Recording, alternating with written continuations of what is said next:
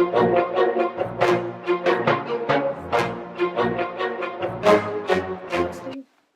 is good location.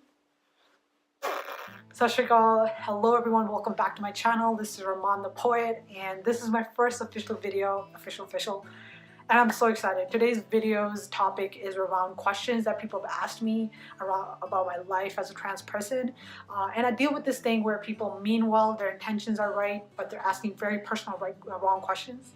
I almost said right. They're not right questions, and that is the topic of today. So here are 5 things to never to ask trans people, especially me because I said so.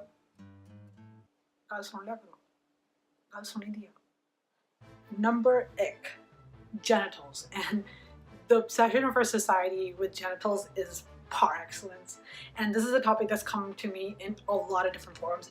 People have asked me, oh, are you fully transitioned? Have you had done all the surgeries?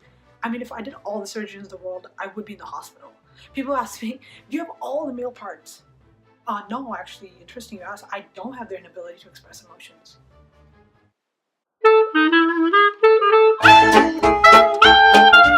Now, the problem with this question is, it is very invasive. You are crossing a private boundary with someone. And the thing is, this is not how you become an ally. This is not how you understand what it means to be transgender. This is not how you become able to respect someone. And it's like me asking you something really personal and an intimate question about your body parts. And guess what? I'm not interested or curious, and neither should be you. So don't ask it. It's offensive. Number 2, the real name mystery. There's this really weird want, or I don't know, need of people to ask me what my real name is. I thought we all agreed that a person's real name is what they tell you it is. Unless you're a government agent or something. And trans Punjabi person working for a press system made with collection of murderers of my community? No thanks. Little to your information, trans people go through this real name bullshit on a daily basis. There's a legal process, a rigorous one. Fees required, court dates required to just change your name. And this is just in the States. In other countries, in some countries, I don't even know if there's a system in place for people to have this kind of, I don't know, like basic level of freedom. Every customer service line I've called, these so-called real pronouns or names are thrown at me. So do us a favor and use the pronouns and names people ask you to use, just like we do. It is not that hard to be curious about something more valuable. Don't ask me or ask any trans person about their real name. Ask what their real dreams are, because those are the ones that we're not allowed to speak. I was never allowed to say I want to marry a woman.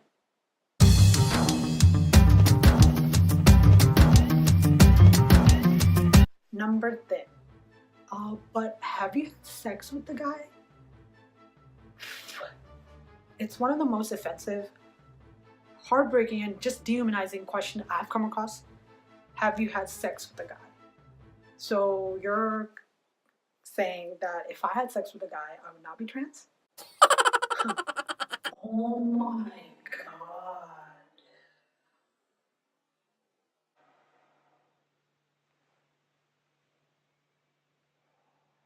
There's so much wrong with this question. There are a lot of misconceptions around it, and this video cannot get into it, but to correlate someone's sexual history with their gender identity is incorrect and insane. While a sexual experience can inform you about a person about their gender identity, it in no way causes it. It's not a cause and effect situation. So stop assuming and categorizing everything in cis heteronormative mind maps. And the thing is, I've been asked this question by some of my closest friends at the time. And it amazes me at the amount of ignorance people are gonna have under the notion, hey, we're just trying to get to know you, we're understanding you, we're supporting you. Don't. If it's that hard to ask meaningful questions, if it's that hard to understand someone and respect them without invading their privacy, do us a favor. Stop. Number 4. Oh, so you're gay. Now, this is a misconception I've come across that I did not realize people have. This misconception of relating sexuality with gender identity. I've come across it and it was like, whoa. So let's break it down. Gender identity. Gender identity is a person's sense of gender and how they identify in the social category of gender. And there's a spectrum to it. There's agender, there's bigender, there's cisgender, transgender, there's no gender. There's so much variation to gender. And like, I know like a lot of Punjabis are watching this and like, they're like, whoa, whoa, whoa, yeah, but the world is a lot bigger than what parents told you.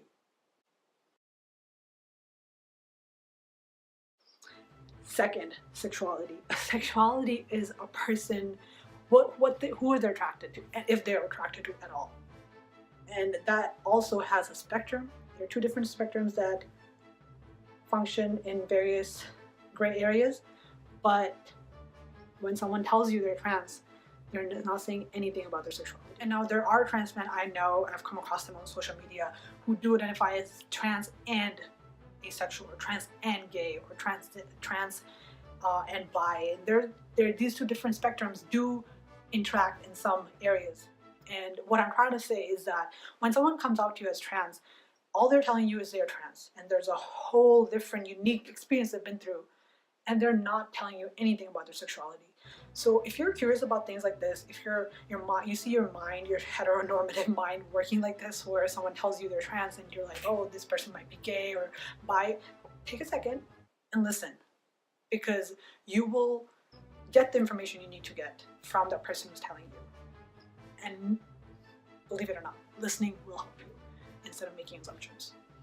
But for now, आज की class is सीखा कि gender identity and sexuality are two different things. There are two different spectrums who do talk to each other, and they talk differently for everyone.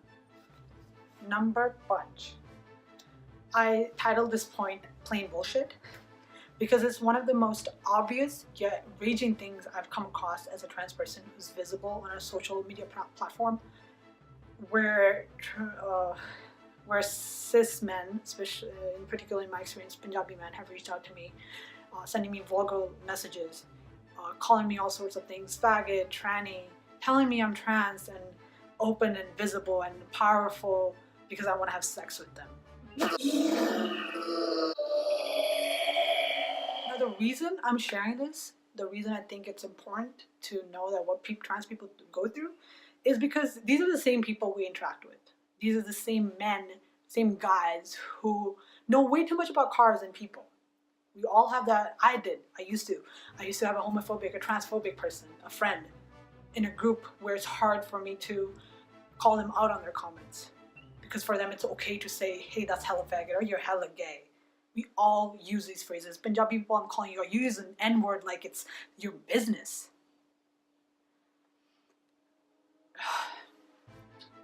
There's this big notion in Punjabi community that we're cool, like we totally support LGBT, like you do you. There's this notion that that's what acceptance looks like. That's not allyship. That speaks nothing to your open-mindedness. Your open-mindedness comes from your solidarity. Your open-mindedness comes from your ability to speak up in difficult conversations, and calling out the men around you, anyone around you who are openly homophobic.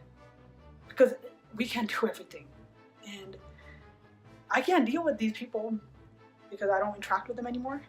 I refuse to sit and educate on basic humanity. But you all know these people, so it's your job to call them out.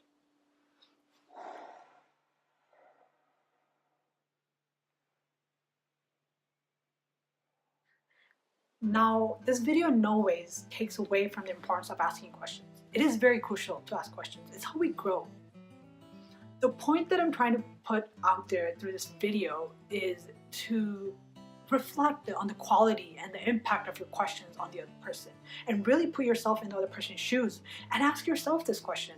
Would you be comfortable if someone asked you these questions? Would it not cross the privacy line if someone asked you what your genitals are, who you had sex with? We are naturally very curious beings. It's how we grow. It's how we form a perspective on this world, and it's how we meet people and get to know them. But it's really about fueling the right kind of curiosity. feeling the curiosity that actually helps you become a better person and build good relationships. Because not all forms of curiosity symbolizes an interest for education or desire to learn. And I navigate that space where people reach out to me with questions that I'm supposed to educate them and look for an intention of innocence and, a space where I overlook their transphobia and educate them with my life. But I refuse to do that because you need to make sure before you ask a question that it doesn't lack in consideration of the other person's feelings, and it doesn't lack thoughtfulness. And we may have been told there are no stupid questions, and maybe they're not, but there are some offensive ones, and it's your job to figure out where your question stands before posing them to other people. And finally, thank you for being here, listening, and being part of my story.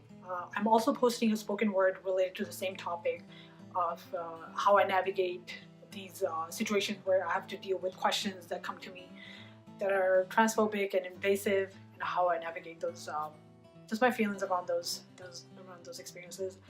So look out for that, and don't forget to like and subscribe, and stay tuned for more. I'm really excited for some of the topics that I'm wanting to cover in the future, and stay resilient. See you.